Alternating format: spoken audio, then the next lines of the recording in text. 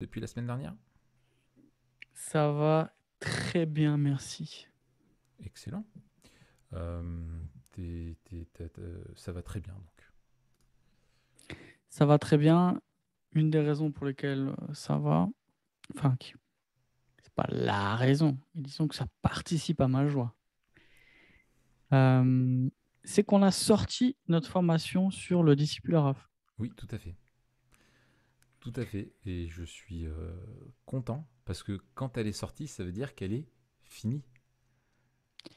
Et quand c'est fini, ça veut dire qu'il n'y a plus de travail. Et s'il y a encore du travail, ça s'appelle la promotion. Oui, tout à fait, oui. Mais ça, c'est. Enfin, j'ai une petite part à jouer, mais c'est quand même un peu plus l'équipe TPSG, quoi.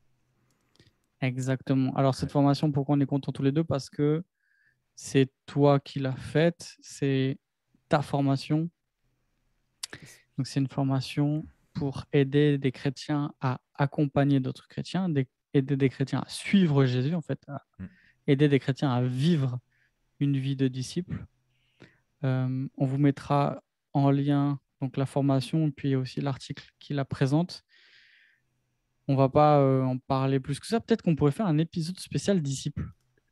Ça peut être Oui, vraiment pas mal. oui, tout à fait. Euh, Attends, j'écris lien, article, formation. Ouais, non, ça peut être tout à fait utile et pertinent en fait, parce que euh, vivre en disciple, c'est vivre memento mori. Et on peut pas Exactement. vivre memento mori sans vivre comme un disciple en fait. Donc Exactement. oui, oui, il y a quelque chose il y a quelque chose à faire là. Ouais, tout à fait, on Et puis, pourra. c'est fondamentalement Memento Mori, puisque en fait, ce qui est le centre de notre foi, c'est la résurrection de Christ. Tout à fait. Donc, en fait, la foi chrétienne, elle est profondément Memento Mori. Ah bah oui. C'est un truc de fou. Et aussi, pourquoi ce serait intéressant de faire ça? Parce que finalement, euh, une fois qu'on arrive à déterminer ce qu'est un disciple, alors on détermine à la fois ce que Dieu attend de nous, mais aussi ce que nous, on doit attendre des autres et comment on peut les accompagner dans leur vie de disciple. Oui, Donc finalement, tout commence avec cette question, qu'est-ce qu'un disciple? ouais. Euh, et comment vivre en disciple? Le reste, honnêtement, euh, c'est pas que c'est simple ou évident, euh, mais c'est très grandement facilité une fois qu'on a répondu à cette question. Bah, complètement, parce que tu sais Surtout avec comment. l'outil qu'on a développé. Oui, et puis tu sais, parce que tu sais du coup comment tu dois vivre. Quand tu as compris c'est quoi l'appel de Jésus et ce que c'est être son disciple, du coup tu sais comment vivre. Et ça te donne un cadre de vie, voilà, parce que tu suis forcément quelqu'un ou quelque chose. Et quand tu as compris ce que c'est que suivre Jésus et que tu le suis, et ben en fait c'est la voie non pas facile, elle est étroite, elle est difficile, mais c'est la voie assurée vers l'espérance qui se cache derrière Memento Mori. Donc Exact. c'est quelque chose de merveilleux et on est très content de ça. Moi je suis vraiment pour de vrai. Bon, on dit content parce que c'est fini, parce que bon voilà, on a un peu chargé, mais je suis très content que ça soit opérationnel et j'espère que ça sera utile euh, entre les Moi, je mains suis des, déjà en des train de églises. l'utiliser, hein. Ouais, bon, il faudra Et que tu me fasses quelques retours. ouais, je suis super content. Franchement, c'est un outil qui a été très bien pensé, conçu, euh, et qui est vraiment un vrai outil. Donc, non, c'est chouette, hein. Franchement, j'ai du plaisir à la donner, cette formation, même à y participer, parce qu'en fait, quand on est formateur, on participe à la formation. C'est Ouais, pas comme si on l'a dispensé seulement. ouais, Parce qu'il y a une grande part à la question aussi de la ouais, relation entre le formateur et puis le formé, et puis à au modèle. En fait, mm, faire un disciple, c'est modeler un disciple, ouais, et c'est l'inviter à nous imiter. ouais. Peut-être même, tu Mais vois, enfin, on fera un ouais, épisode il y a là-dessus. un truc qu'on se dirait plutôt en off, mais je me demande s'il faudrait pas, parce que j'ai peur de l'oublier, je me demande s'il faudrait pas qu'on fasse un jour un webinaire ou tu sais un live ou un truc comme ça pour celles et ceux qui veulent être formateurs, tu sais un peu quelques conseils pratiques, tu vois un peu un coaching pour les formateurs, tu vois pour faire un bon usage de l'outil. Voilà, c'est un truc à faudrait Très qu'on en bonne parle. idée, je note. Ouais. Alors, on va prendre nos agendas, t'es dispo quand? Oui, c'est ça. Oui. Après, écoute, ça on verra tout à l'heure, d'accord? En tout cas, on se Yes, retrouve. aujourd'hui, Raph. Ouais, on se retrouve Ah, vas-y, pour. pardon, c'est toi Non, le host. Si, non, si, bah si, c'est. si, c'est un peu la tradition, c'est comme ça. C'est oui, oui, en fait, par défaut. Mais en tout cas, on va continuer à parler de la thématique de la maladie comme, comme on l'avait promis. On l'avait fait il y a 2 semaines. On avait évoqué la question de la maladie, mais on avait introduit plutôt le sujet en développant en fait pourquoi est-ce que finalement comprendre ce qu'est la maladie comme, pour faire simple, hein, conséquence de la chute et du fait de notre nature humaine déchue et qui nous accompagnera jusqu'à notre mort parce elle est les arts de la mort, qui est important dans notre vision du monde et Alors, aussi, juste, Raph, ouais, quand, excuse-moi, quand tu dis ça, est-ce que tu peux expliquer un petit peu ce que tu entends par les arts de la mort? Parce que on a reçu un commentaire de quelqu'un qui s'étonnait un petit peu de ça. Enfin, c'est un euphémisme quand je dis ça. ah Donc, oui, pour être j'ai pas sûr vu. que les gens qui nous écoutent comprennent bien. D'accord. Bah, c'est ce que dit Henri Blocher, c'est une expression que lui dit, en gros pour dire qu'elles sont comme un acompte qui nous rappelle l'inéluctabilité de la mort, puisque elle nous rappelle notre nature déchue, le fait qu'on a un corps qui est, euh, qui est comment dire, corruptible, enfin qui est corrompu, qui est marqué par ça, par la mort, et c'est un avant-goût, parce que toute maladie est un dysfonctionnement de notre corps, et la mort est le dysfonctionnement utile de notre corps. C'est pour ça que moi je parlais d'avant-goût, et c'est dans ce sens-là que l'utilise Henri Blocher. Hmm. Voilà, ma réponse te convient-elle? C'est magnifique, merci. Ok, très bien. Du coup, donc on avait expliqué ça. Et puis aussi à propos du rôle de Dieu, où en fait on rappelait qu'il est important de ne pas que nous en fait que Dieu dans la vision biblique du monde, Dieu est l'acteur de toutes les guérisons, que ce soit par des miracles ou que ce soit par l'utilisation des lois de la nature et des hommes. Dieu est derrière toutes les guérisons. Il n'y a aucune guérison qui ne peut se produire sans l'intervention de Dieu dans sa providence, soit de manière directe, soit de manière indirecte. Et c'est important de se rappeler ça parce que sinon on tombe un petit peu dans l'idée que Dieu agit que quand il fait des miracles et que sinon c'est les hommes qui se débrouillent par eux-mêmes. Mais en réalité, non, Dieu est derrière le chirurgien comme il est dans le miracle également. Et du coup, aujourd'hui, alors on a fait une pause. Finalement, on pourrait dire pas une pause, mais on a fait un détour par un film qui parle de maladie avec l'armée des 12 singes la semaine dernière. On a profité d'avoir Fred avec Exact. nous, c'était vraiment cool. Et puis, finalement, on revient cette semaine à la question de la maladie pour aller un petit peu plus en avant, notamment sur la question de la vie chrétienne en général et de la maladie. Ouais, c'est ça. La dernière fois, on a abordé plutôt enfin, en tout cas, beaucoup l'aspect théologique de notre approche de la maladie et de la guérison. Aujourd'hui, on va encore bien sûr parler de théologie, mais on va avoir peut-être une orientation un petit peu plus pastorale Mhm. et pratique. On va se poser trois questions, en réalité deux questions, et puis notre sempiternelle question à la fin, Memento Mori. Euh, et la première question, elle est en lien avec la conversion et la guérison. Mhm. Alors pourquoi c'est important de se poser la question? Je vois deux raisons principales. Parce que déjà, euh, dans la Bible, il y a souvent un lien qui est fait entre le salut physique et le salut spirituel. Je pense notamment au langage qui est souvent employé. La maladie est souvent associée au péché, ou plutôt le péché à la maladie. On utilise, par exemple, chez Ésaïe, la métaphore de la maladie pour parler du péché Mhm. et de la guérison pour parler du salut. On voit qu'il y a aussi un lien avec toute la question de la pureté rituelle et du péché. Euh, Mm. Ceux qui étaient malades ou infirmes étaient empêchés d'entrer dans le temple et de participer au culte. Ouais, Et puis dans les évangiles, on voit souvent un lien dans les évangiles et aussi dans les actes, on voit souvent un lien entre la maladie et le péché.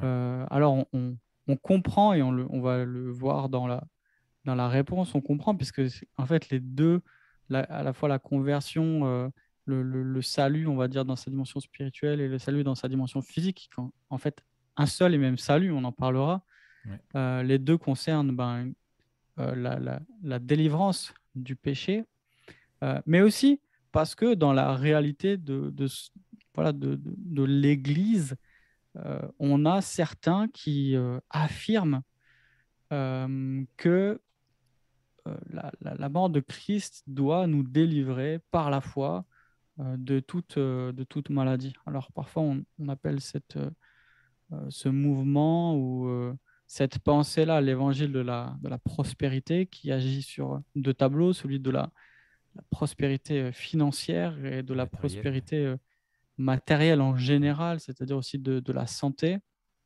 Comme dirait en anglais, c'est health and wealth. Et Ouais. Henri Blocher avait dit les fonds et la forme. J'avais trouvé que c'est une belle traduction. Il avait gardé le jeu de mots. C'est très bon. C'est excellent. C'est très très bon. Alors, on doit affirmer face à parfois ces prédicateurs qui affirment avec beaucoup de force, justement, que d'une part, la foi en Christ doit nous délivrer de toutes les maladies, et d'autre part, par implication, que ceux qui n'en sont pas délivrés de la maladie manquent de foi. Ouais, Et là, on aborde alors de manière indirecte, mais la question de la théologie de la prospérité, qui remet en cause vraiment le cœur de la théologie évangélique, à savoir la portée de l'expiation, la portée de l'œuvre de Christ. c'est ça. La première question que je veux te poser, Raph, c'était une longue introduction, mais c'était pour Non, situer aussi la question. C'est pas juste une question théologique, c'est- c'est une question qui a vraiment un ancrage biblique, mais Mm. aussi un ancrage pratique. Ouais, tout à fait. Première question que je te pose, Raph, euh, c'est une question fermée, mais bien sûr, on va la développer. Euh, Est-ce que la conversion nous donne la garantie d'être toujours guéri? Et qu'est-ce qui te permet de répondre comme tu vas le faire? Mm. Alors, euh, la conversion n'est pas la garantie. Jésus n'est pas mort. Si je le reformule un peu différemment, je dirais non. Jésus n'est pas mort pour nous donner dans cette vie-là, dans cette étape de la rédemption, une parfaite santé. Hmm. Euh, la preuve en est, la preuve la plus, la plus irréfutable, c'est qu'on meurt tous. Donc, en fait, comme la mort est un problème de santé, euh, en fait, si vraiment le salut offrait une pleine santé, aujourd'hui, ben, on ne mourrait pas. Bon, ça c'est une réponse un peu comme ça lapidaire, mais non, la, la mort de Christ et le fait de se convertir n'est pas une garantie qu'on sera en bonne santé, comme n'est pas non plus une garantie qu'on aura une vie facile, heureuse et sans problème. Bien au contraire, Jésus, dans tous les évangiles, rappelle encore et toujours les difficultés qui sont inhérentes à la vie chrétienne, et c'est quelque chose qu'on constate dans tous les évangiles et dans tout le Nouveau Testament. Et on voit de nombreux chrétiens dans le Nouveau Testament, à commencer par Paul, à commencer par on peut parler de Trophime, on peut parler de Timothée, etc., qui étaient des hommes de foi. On ne peut pas douter de ça. Je pense qu'on ne peut pas remettre en question la foi de Paul. Mais Paul qui a quand même lui-même souffert et qui a prié pour être délivré de ça, mais la réponse du Seigneur a été ma grâce te suffit. Donc Et qui a lui-même guéri des malades. et qui a lui-même Quand on lit dans les actes, exactement, qui a lui-même ça, guéri des malades et qui avait aussi des compagnons de voyage qui étaient malades mais on voit qu'ils n'ont pas été guéris non plus par Paul, quoi. Enfin, C'est voilà. ça. Donc on voit que c'est pas quelque chose d'automatique et de systématique. Jésus n'a pas guéri tous ses disciples, tous ceux qui ont cru en lui. On voit qu'il y a des moments où il choisit de guérir. Il y a des moments de son ministère où il guérit de façon abondante. On peut penser quand il est à Bethsaïda, au début, à Capernaum, pardon, où il guérit énormément dans toute la région. Et puis on voit quand il arrive à Jérusalem et qu'il y a à la piscine de Bethsaïda, où il y a tous les impotents qui sont réunis autour de la piscine, et Jésus marche au milieu d'eux, il les enjambe un par un pour aller voir un seul des gars, et il lui dit « Est-ce que toi tu veux être sauvé ?» Et il ne s'adresse qu'à lui, il ne guérit que lui. Donc on voit déjà que dans le ministère de Jésus, il n'y a pas quelque chose de systématique, et que dans l'œuvre du salut, dans les Écritures, il n'y a pas quelque chose de systématique. Et on le voit dans la vie chrétienne, bien entendu, que de tous les chrétiens tombent malades. Tous les chrétiens tombent malades. Et le Covid est un grand rappel encore de ça. Est un grand rappel de ça. Mais du coup, derrière ça, il y a vraiment la question finalement de ce qu'a fait Jésus à la croix, et je pense qu'il faut distinguer ce qu'a fait Jésus à la croix et de ce que l'œuvre de la croix nous procure, quels en sont les bénéfices. Et ça, c'est des choses qui parfois on a du mal à distinguer entre ce qu'a fait Jésus et ce que ça offre. Et il y a un peu une confusion qui est là. Alors je pense qu'il y a une confusion qui est liée à deux grandes causes.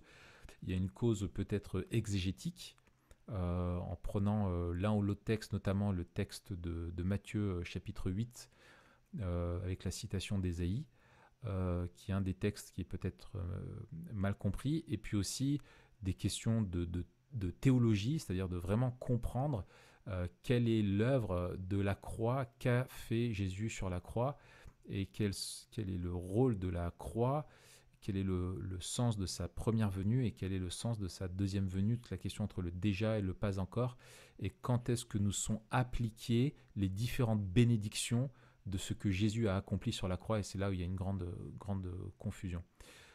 Et si on commence par là, si je veux faire très très simple, alors on a fait déjà toute une émission sur l'expiation définie, il n'y a pas longtemps, donc on a vraiment pas mal développé ce qu'a fait Jésus à la croix, et en fait on peut repartir de là, et en se rappelant que vraiment le cœur de l'œuvre de Christ à la croix, la raison centrale, c'est l'expiation des péchés, c'est-à-dire qu'il s'offre en sacrifice pour satisfaire la justice du Père, prendre sur lui la condamnation, la pénalité que nous méritons.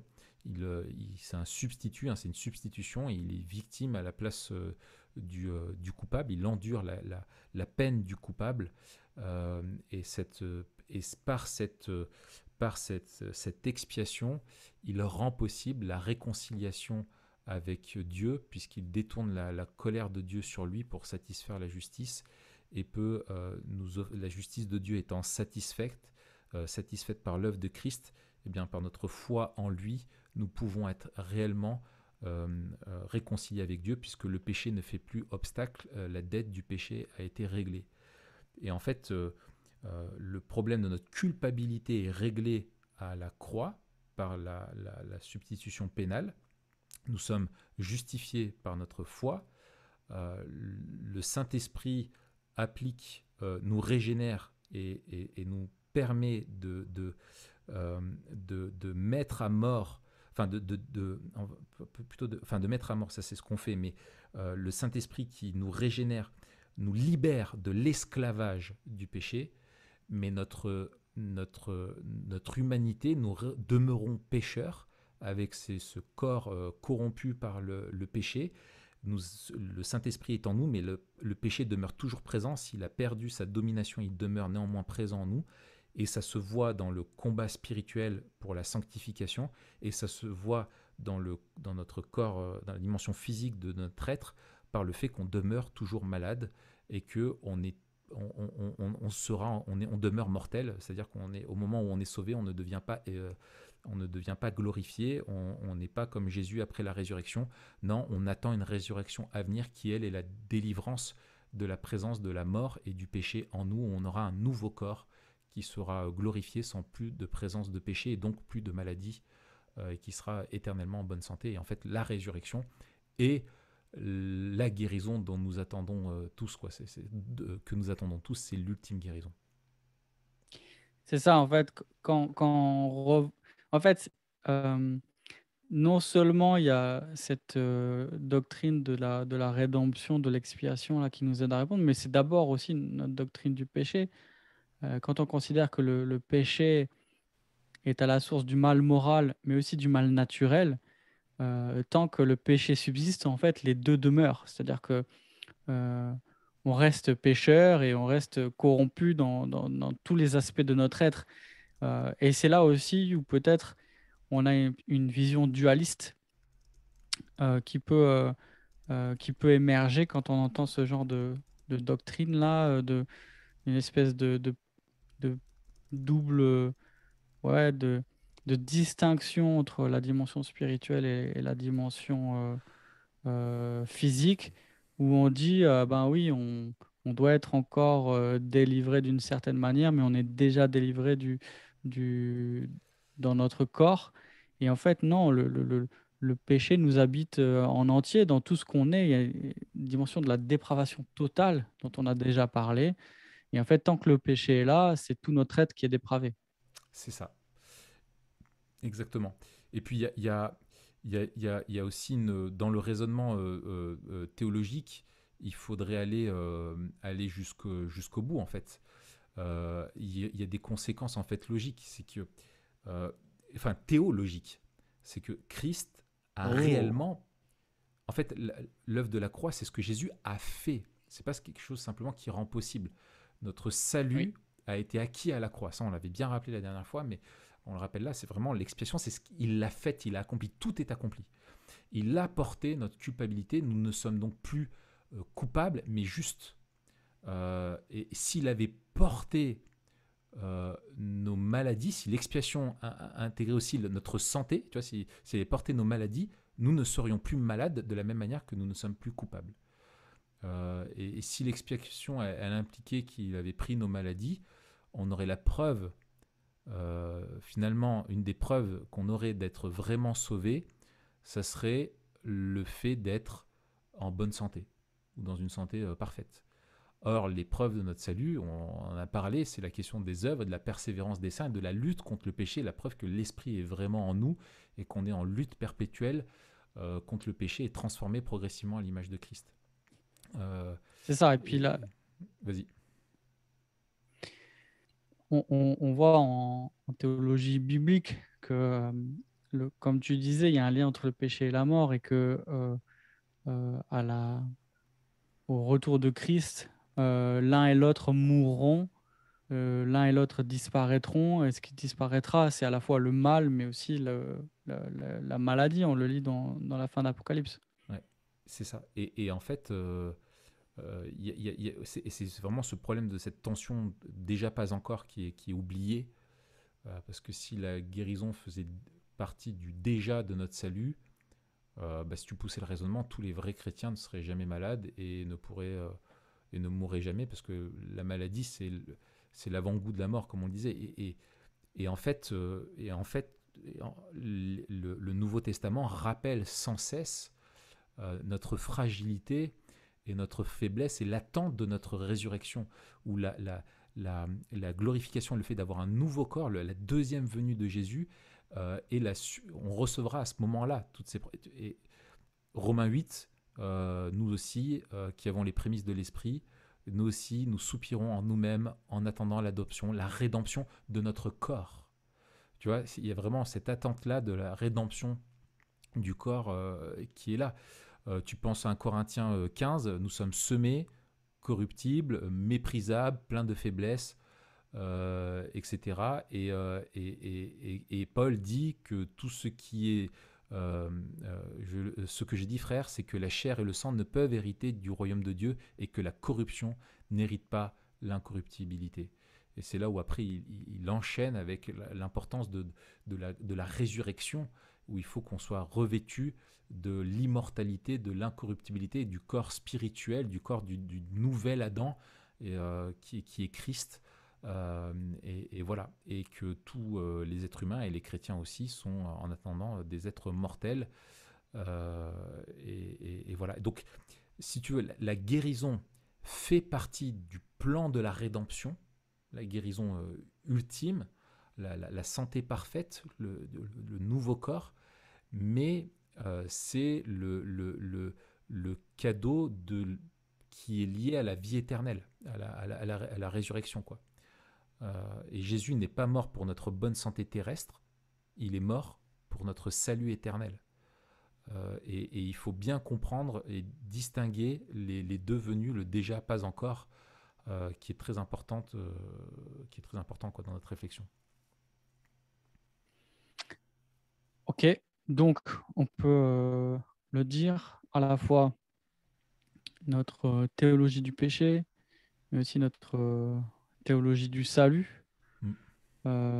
notre eschatologie aussi, notre Ouais. théologie des choses dernières, notre théologie biblique. Tout ça nous fait dire que non, nous n'avons pas la garantie parce que nous sommes sauvés, parce que nous sommes chrétiens, d'être toujours guéris aujourd'hui. Euh, et finalement, alors, Parce que juste petite, là-dessus, il y a un truc qu'on ne dit, enfin, qu'on ouais, n'a pas explicité, mais mais, vas-y, c'est ton podcast. mais peut-être dans ceux qui pensent qu'avec le salut vient la guérison, il y a enfin, il y a un peu un discours, mais Dieu veut que tu sois guéri. Euh, et, et en fait, et l'idée, en fait, c'est que si tu es malade, ce n'est plus une problématique. Enfin, c'est considéré, et ce côté dualiste, en fait, uniquement comme une problématique spirituelle.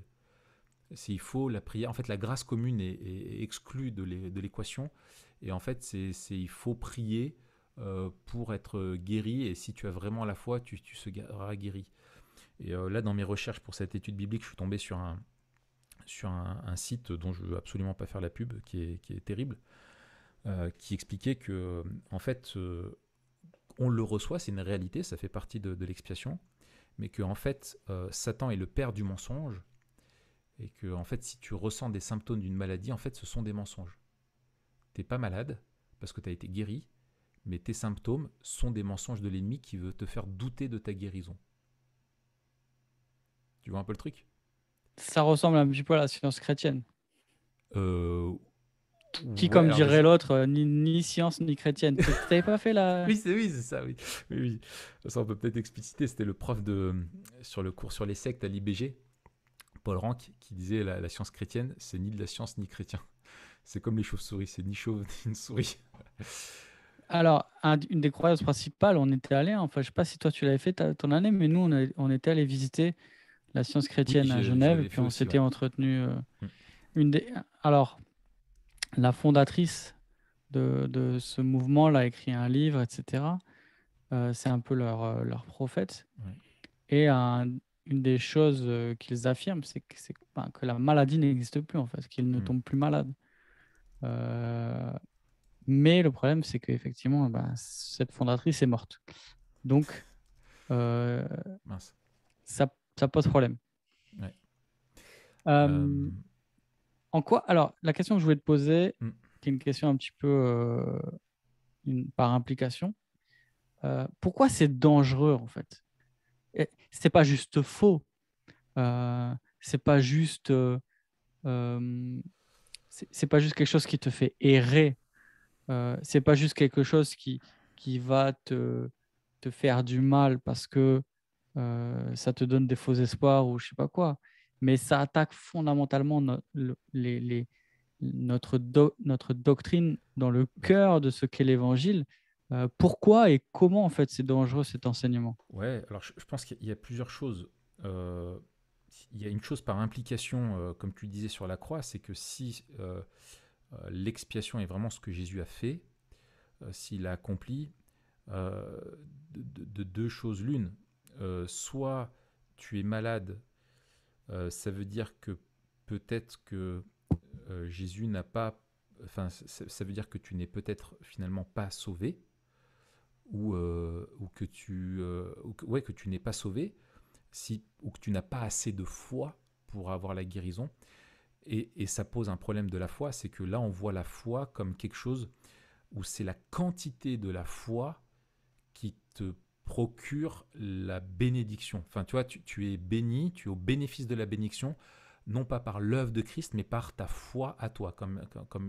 Et la foi est comprise comme une puissance qui te permet d'acquérir, finalement comme une force qui te permet de prendre ce que Jésus voudrait te donner, mais qu'il ne peut pas te donner parce que tu manques de foi. Et ça fait de la foi le critère décisif finalement de la guérison. Et il y a une conséquence pastorale qui est terrible, c'est que ça veut dire que les personnes dans ton église qui sont malades, qui ne guérissent pas d'un cancer, ça veut dire qu'en plus du fardeau de la maladie, tu leur rajoutes le fardeau de la le fardeau de la culpabilité, une fausse culpabilité qu'ils n'ont pas. Or, on l'a vu, la foi est le moyen de saisir la grâce. Elle n'est pas on reviendra peut-être tout à l'heure sur la question de la prière, je pense, qui est importante. Elle n'est pas le moyen de faire plier Dieu, mais de recevoir ce que Dieu veut donner dans sa souveraineté selon sa volonté. Donc ça, c'est un des aspects. T'en as un autre sur la question de la guérison, c'est que tu as des discours. Moi, j'avais un monsieur dans mon église qui est mort il y a déjà quelques années, qui en fait avait un problème au poumon. Je ne voudrais pas dire de bêtises, mais je crois que c'était un problème à la base pas trop grave, mais qui était lié à des... Tu sais, quand tu fais des pneumonies, et en fait, on lui disait, mais ne va pas te faire soigner, il faut que tu aies la foi. Si tu as la foi, tu seras guéri. Hmm. Et en fait, il a fait traîner ça, et en fait, ça a dégénéré, et il s'est flingué complètement les poumons, et puis il a fini Ah, finalement aller se faire soigner, mais en fait, le mal était fait, et après, il a vécu avec des bouteilles d'oxygène, et il a souffert toute sa vie, enfin toute sa vieillesse de ça, et ça lui a vraiment flingué sa vieillesse, et je pense qu'il est même mort précocement, et tout ça à cause de ça. hmm. Pardon. Donc, pourquoi c'est dangereux aussi? C'est parce que tu joues avec la santé des gens aussi quand tu as un discours qui est comme celui-là, quoi. Et ça, il faudra rendre des comptes à Dieu aussi pour ça. Donc, il y a une Hmm. conséquence sur tout l'être, il y a une conséquence sur la foi, il y a une conséquence euh, sur la santé des personnes, et puis il y a aussi une conséquence qui est induite avec ça, c'est que tu as des personnes qui vont être dans une posture un petit peu de soldats de la guérison, qui d'ailleurs vont croire que c'est par un ministère de prière qu'il y a des guérisons, mais tu trouves aucun lien dans les Écritures. Tu n'as pas de ministère de guérison par la prière. C'est pas en priant que la personne est guérie. Tu as juste un cas, c'est celui de l'onction d'huile, qui est un cas à part.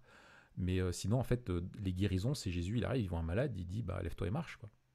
Paul, il fait pareil. Il n'y a pas, attends, je vais prier et puis tu seras guéri si tu as vraiment, la foi, et si moi je prie pour toi. C'est non, lève-toi et marche.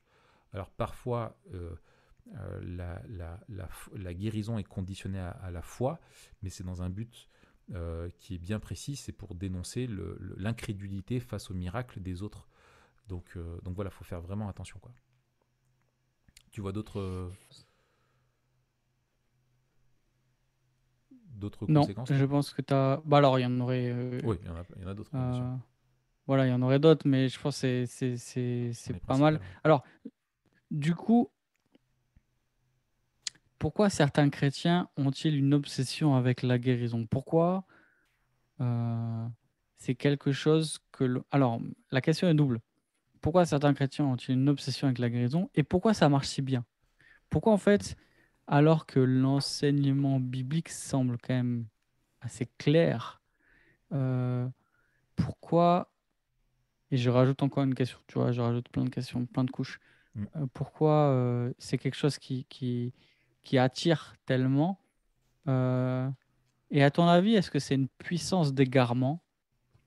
Autrement dit, est-ce qu'à ton avis, euh, c'est même spirituellement une arme de l'ennemi, si on retourne un petit peu le truc par rapport à ce que tu disais tout à Ouais. l'heure?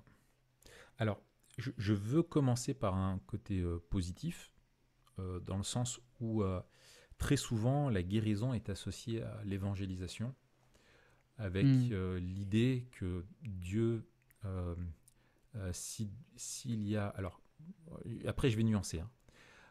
Mais il y a l'idée que si il y a des guérisons, ça peut conduire des gens à la foi. Et en fait, on a énormément de témoignages où s'est révélé à des personnes par, je sais pas, l'intermédiaire d'une action vraiment providentielle, un peu hors du commun, soit en les sortant d'une situation, soit des gens qui ont réchappé à un accident où ils auraient dû y passer, soit justement une maladie où ils ont été guéris d'une façon miraculeuse ou selon les statistiques c'était un peu improbable, ou voilà, enfin bref, ou un drame dans ta vie qui t'a poussé à crier à Dieu et finalement t'a conduit à placer ton espérance en lui, où Dieu a répondu à une prière d'un homme qui s'approchait à la base peut-être pour des mauvaises raisons, qui n'était pas de repentance, mais Dieu dans sa bonté a utilisé ça pour les appeler à lui, hein, CF, notre truc sur l'appel irrésistible.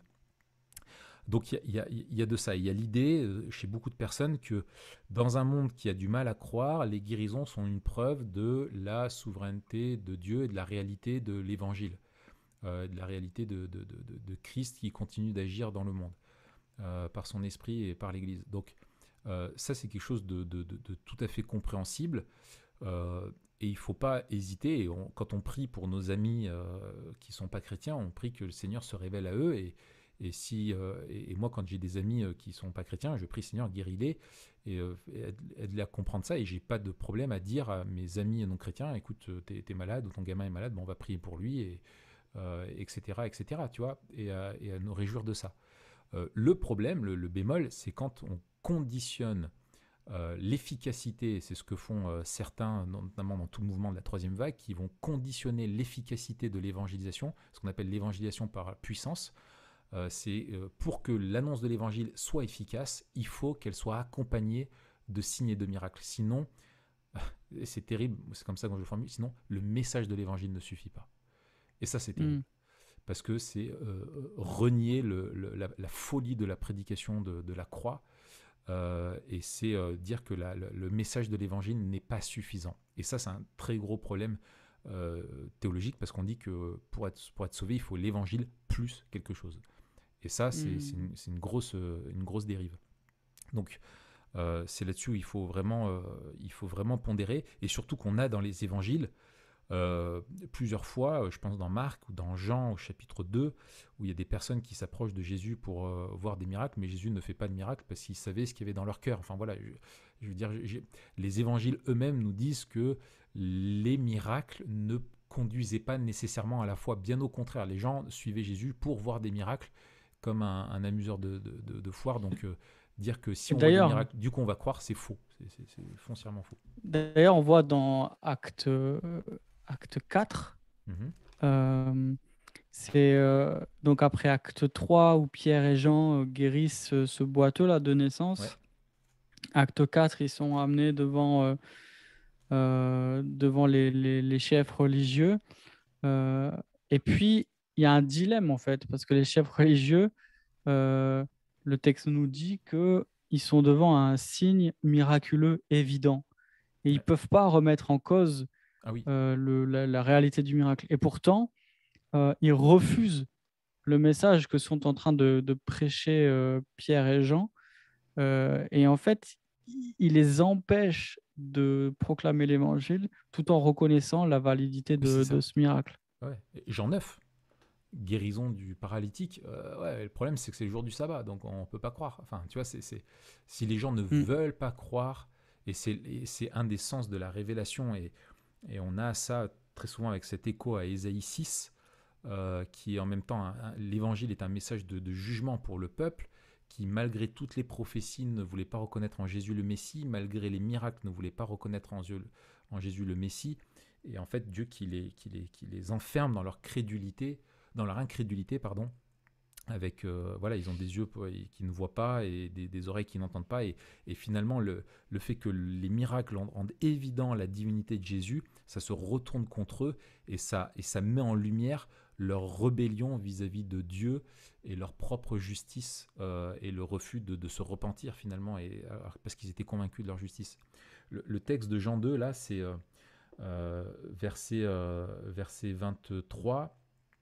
Pendant que Jésus était à Jérusalem à la fête de Pâques, plusieurs crurent en son nom, voyant les miracles qu'il faisait. Mais Jésus ne se fiait point à eux, parce qu'il les connaissait tous, et parce qu'il n'avait pas besoin qu'on lui rende témoignage d'aucun homme, car il savait lui-même ce qui était dans l'homme. Donc tu vois, des gens qui d'apparence croient en Jésus parce qu'ils ont vu des miracles, mais Jésus il dit non, non, non. Il sait que c'est pas une vraie foi, quoi. C'est une foi au miracle, c'est pas une foi en lui pour qui il est et tout ça. Donc ça, voilà. Donc pourquoi il y a une obsession avec ça? Alors si je regarde d'un point, je pense qu'il y a une dimension spirituelle et culturelle. Une dimension spirituelle, on en a déjà parlé avec la question de l'évangélisation. Il y a aussi, quand on regarde vraiment, quand on est vraiment ceux qui sont vraiment en plein dedans dans la prospérité, un côté valorisant, spectacle, qui fait écho avec, finalement, avec la nature déchue et la façon dont on peut dévoyer le ministère et la vie chrétienne pour en tirer la gloire à nous, et d'être dans le spectacle, c'est hyper valorisant. Je pense que aussi d'un point de vue spirituel, il y a pour les chrétiens beaucoup une peur profonde de la maladie, et ceux qui cherchent là-dedans, ils cherchent aussi pour eux-mêmes, pour être guéris, pour avoir des vies meilleures, et il y a une peur de ça, de la maladie, et avec peut-être une carence dans la compréhension du sens, du rôle que peut avoir l'épreuve d'une manière générale comme la maladie dans notre sanctification. Ça, c'est pour les dimensions spirituelles. Et puis il y a aussi une dimension, et je pense que l'Église a un gros rôle à jouer, c'est vraiment la question du sens à donner, finalement, de la place des épreuves dans la vie chrétienne, quoi. Et ça, moi j'avais trouvé ça très bon chez Tim Keller, où il expliquait que dans son bouquin là, sur la souffrance, il dit que dans toutes les visions du monde, La souffrance a un sens. La souffrance a un sens. Ouais. Sauf dans la vision matérialiste du monde. C'est-à-dire que dans une vision du monde type moraliste, genre karma, tout ça, tes mauvaises actions sont la cause. Le rôle de la souffrance, c'est de te pousser à prendre conscience de tes mauvaises actions, quoi, qu'il y a un jugement, et que du coup, ta réponse, ça va être des bonnes actions pour arriver au bonheur. Dans l'islam, par exemple, la cause, c'est le destin. La réponse, c'est l'endurance. Et si tu es endurant et que tu souffres avec noblesse, tu recevras la gloire et l'honneur. Donc il y a vraiment un rôle dedans, etc. Et pareil, dans les religions antiques et tout ça, la cause de la souffrance, c'était entre les divinités qui se livrent la guerre. Il y a un conflit cosmique au-dessus de toi, et si tu es fidèle et que tu restes fidèle aux divinités, tu triompheras. Il y aura un triomphe ultime du bien et un futur meilleur. Mais dans une société complètement sécularisée comme la nôtre, c'est quoi la cause du mal? En fait, c'est le hasard, c'est des anomalies, c'est génétique, c'est voilà. Et quelle est la réponse à ça? On n'a qu'une réponse, et on le voit avec le Covid et tout ça. En fait, c'est quoi? C'est une réponse technique. C'est une réponse, il faut la science, il faut mettre des moyens, il faut une réponse technique, financière, médicale, sanitaire, politique, etc. Pour éliminer le problème. Mais quel est le rôle de tout ça? T'as pas de... Parce que c'est lié dans la vision du monde, au sens de la vie de manière plus large, c'est-à-dire dans un monde fermé, sans transcendance. Le sens de la vie, c'est juste de vivre, en fait. C'est ça, exactement, c'est vivre. Et c'est une anomalie, il faut régler l'anomalie.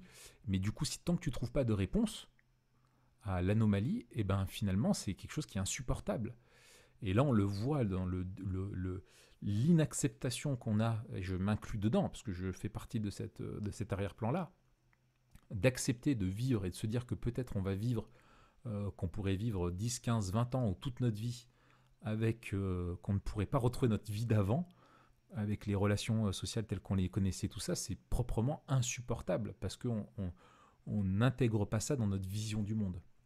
Donc il faut absolument régler ça. Et je pense qu'il y a une carence chez certains chrétiens dans cette acceptation-là du rôle de la souffrance, qui est un véritable creuset pour nous purifier notre foi, pour nous examiner, pour nous recentrer sur Dieu, pour mieux apprécier sa grâce, pour nous faire aspirer au ciel.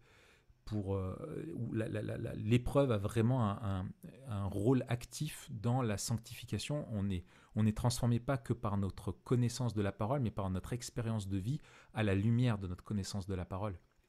Et que le rôle de la souffrance, elle est vraiment un rappel qu'il y a quelque chose qui ne va pas dans le monde, et elle nous encourage à appeler Dieu au secours et à apprendre à dépendre de sa bonté, de sa bienveillance, et accepter que Dieu sait mieux que nous ce qui est bon pour nous, et que Dieu nous donne toujours ce qui est bon pour nous en tant que chrétiens.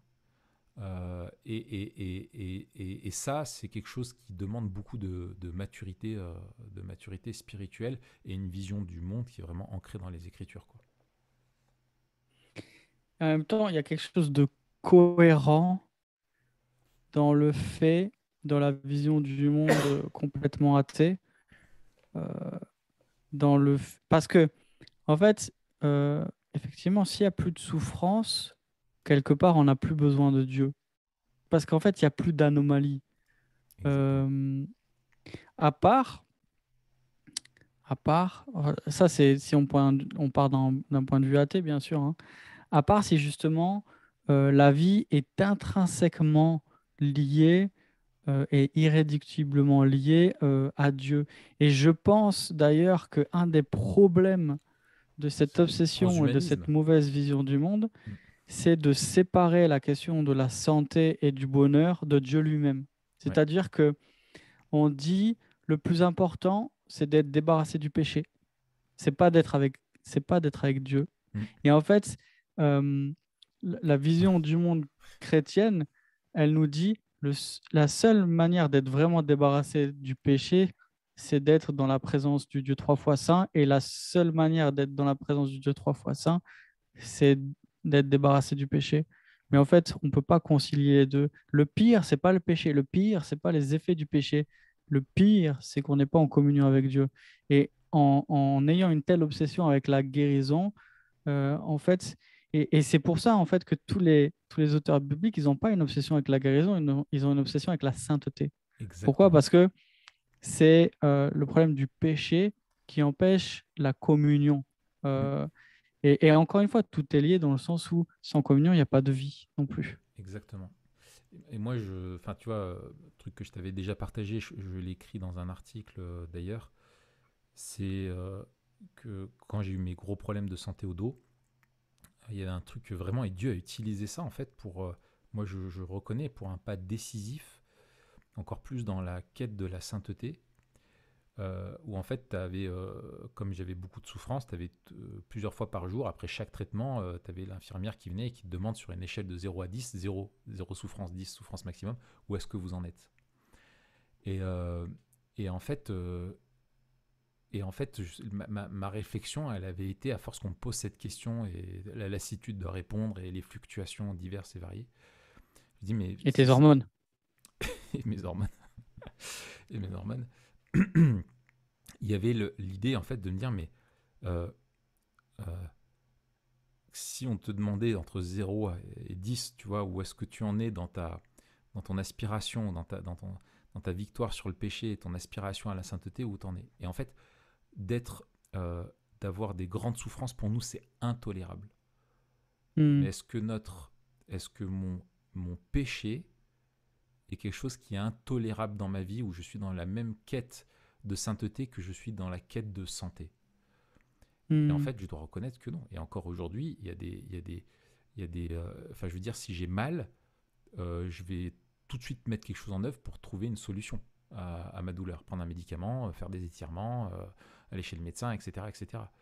Mais si je suis dans un péché est-ce que je pêche? Est-ce que tout de suite, je cherche à aller vers le médecin de mon âme pour être guéri de ça ou pas?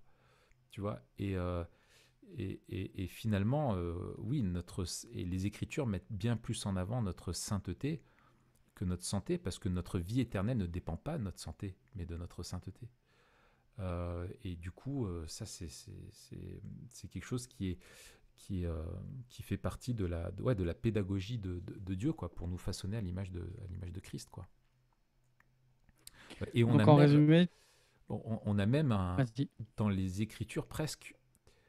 Alors, les Écritures ne sont pas jamais ne mettre la souffrance, la maladie ou l'épreuve comme une chose bonne en elle-même. Les C'est pas une Écritures vertu. disent que le mal est un mal. Elles ne cherchent pas à arrondir les angles ou dire non, en fait, c'est pas ça, mais c'est autre chose. Mais elles montrent comment c'est un instrument entre les mains de Dieu et ce qu'elles produisent en nous dans une réaction par la foi. Et moi, je pense à Paul dans Romains 5 qui dit nous sommes même fiers de notre détresse, sachant que la détresse produit la persévérance la victoire dans l'épreuve, et la victoire dans l'épreuve l'espérance. Or, cette espérance ne trompe pas, parce que l'amour de Dieu a été déversé dans notre cœur par le Saint-Esprit qui nous a été donné.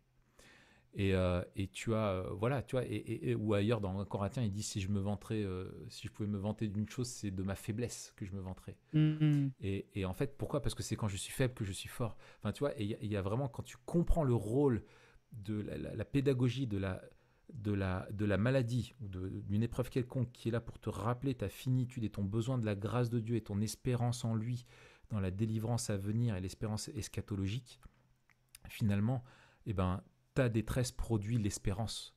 Elle te fait aspirer au ciel et du coup, tu remercies Dieu parce qu'elle te fait comprendre encore plus à quel point le salut est extraordinaire. Et finalement, une des pires choses, c'est que si Dieu nous donnait tout ce qu'on demande, et notamment une santé toujours à toute épreuve, le confort matériel, etc., Dieu serait de plus en plus absent de notre vie. Il ne faut pas croire qu'on serait plus proche de Dieu, quoi. Ça, c'est faux. Ouais, ce que tu me dis, ça me fait penser à Romains 8, justement sur l'espérance. Mm. Quand il dit, euh, attends, je te le redis, je crois que c'est le verset 24. Voilà, c'est en espérance. Alors, il dit au verset 23. Non, je prends verset 22. Nous savons que jusqu'à ce jour, la création tout entière soupire et souffre les douleurs de l'enfantement. Ce n'est pas elle seulement, mais nous aussi, qui avons les prémices de l'esprit. Nous aussi, nous soupirons en nous-mêmes en attendant l'adoption, la rédemption de notre corps. Mm. Car c'est en espérance que nous sommes sauvés. Or, l'espérance qu'on voit n'est plus espérance. Ce qu'on voit, peut-on l'espérer encore?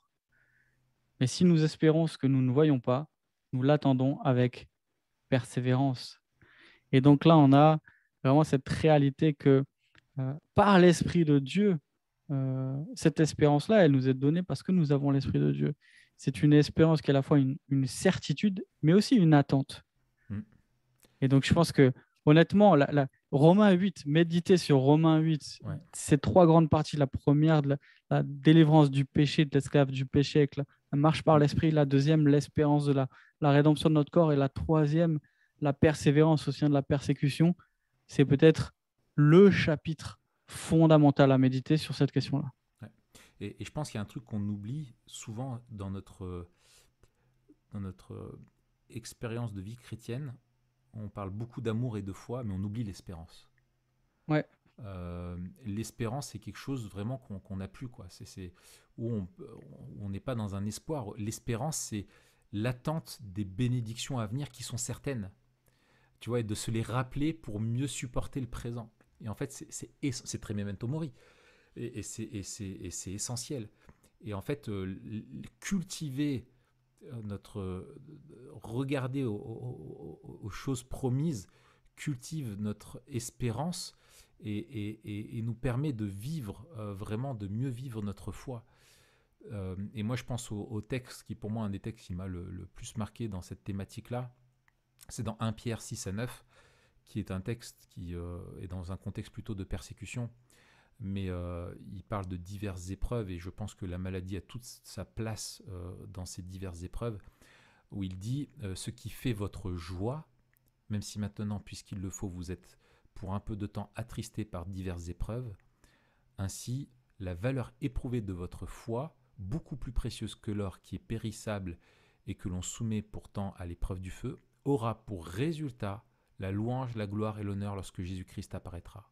Vous l'aimez sans l'avoir vu, vous croyez en lui sans le voir encore, et vous vous réjouissez d'une joie indescriptible et glorieuse parce que vous obtenez le salut de votre âme pour le prix de votre foi.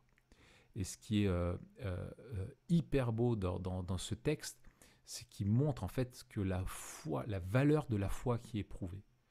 Quand, ta foi, elle est éprouvée quand il y a quelque chose qui vient la challenger, et l'épreuve est quelque chose qui vient la challenger.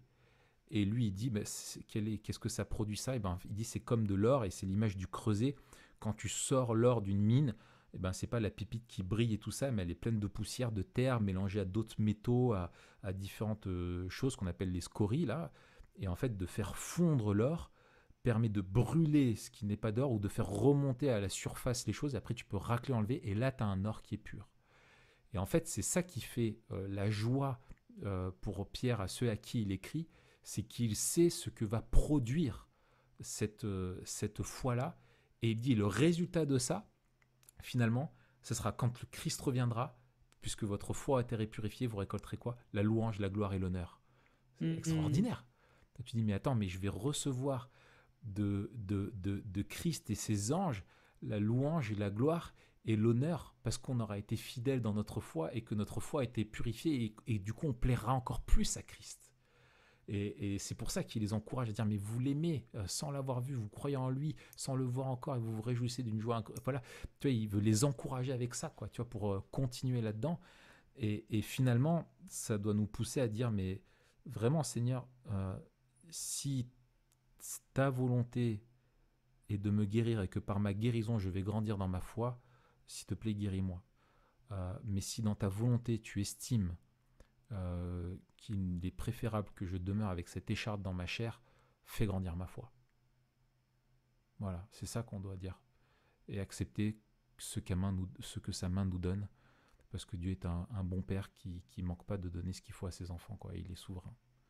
C'est pas une question de lutte entre nous et le diable, c'est la question de la souveraineté de Dieu et de sa bonne main qui nous tient, quoi. Magnifique, je crois que sans le savoir, tu as même répondu à la dernière question, comment vivre Memento Mori nous aide à faire Oui, face à la maladie et à la mort, avec ouais, cette citation de, d'un de 1 Pierre, ouais. Pierre 1. Ouais, Je pense aussi à la fin de Romains 8, ouais. où dans le contexte, il ne parle pas de la maladie, il parle de la persécution. Mm. La fin de Romains 8, c'est vraiment en lien avec la persécution. Euh, mais il me semble que ces versets aussi s'appliquent. Donc, verset 38-39, j'ai l'assurance que ni la mort, ni la vie, ni les anges, ni les dominations, ni les choses présentes, ni les choses à venir, ni les puissances, ni la hauteur, ni la profondeur, ni aucune autre créature ne pourra nous séparer de l'amour de Dieu manifesté en Jésus-Christ, notre Seigneur.